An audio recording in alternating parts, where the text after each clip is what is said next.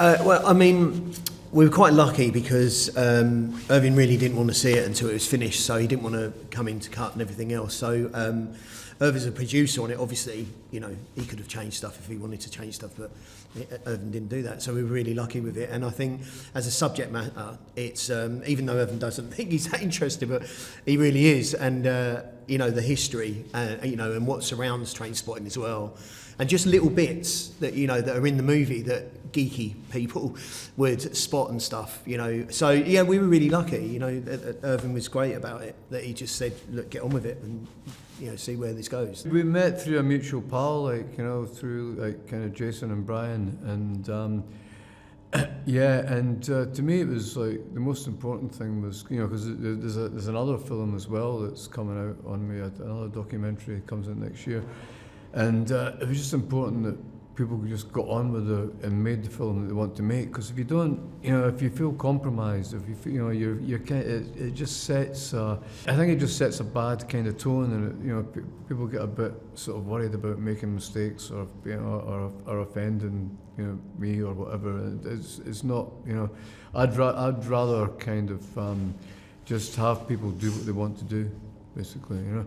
And it's quite, you know, both them are quite complementary in a lot of ways. But even if they were kind of quite harsh and critical, I would have been happy to live with that, because I think that, you know, there's, you know, as long as people are making what they want to do, and as long as they feel that they're getting into the spirit of it and capturing the spirit of the subject, that I think that's the important thing.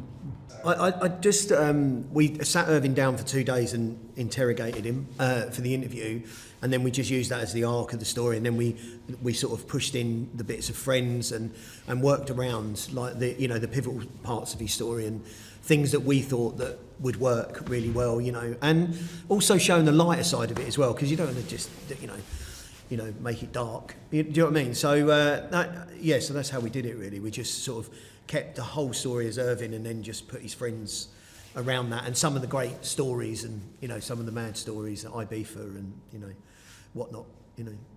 Well, I think, you know, I love film festivals, and I love the ones that that really always float the boat for me are the viewers festivals. I mean, one of my favourite ones is Stockholm, you know, because you go there in the autumn and it's just starting to get really, really cold, and they open up all these Art Deco cinemas. Wow. And you just see it, you know, it's just beautiful little buildings, like, you know, and you feel that you're in a kind of Bergman movie, basically, you know, you feel you're just, this is fabulous, you know.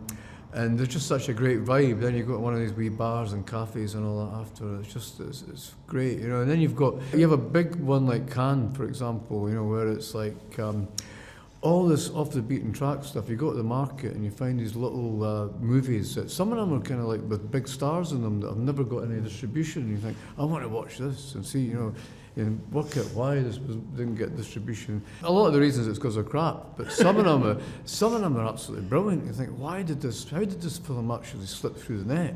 Why didn't people get to see this film? It's absolutely criminal, you know. So there's all sorts of reasons and kind of dodgy deals and disputes and things like that can happen that can stop something getting into the light the way it should.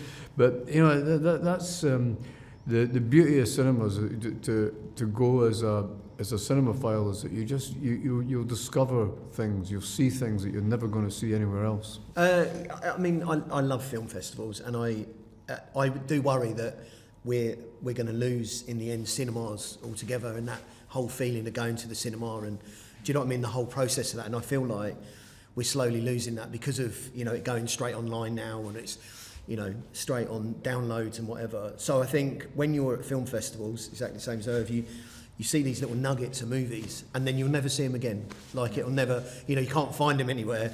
And in a way, that's quite nice. What's crucial, Ian, as well, what you said, is that you're experiencing this with other people, and it change, you know, and other people, you know, just being in the room with other people, it changes your reactions to things. Yeah. It's like, you know, and it's, you know, the more people you're in a room with, the more a collective sense of something kind of infuses in you, and it should be a kind of, you know, I think it should be a group activity. It's such a precious thing. Yeah, it should be. Yeah, definitely.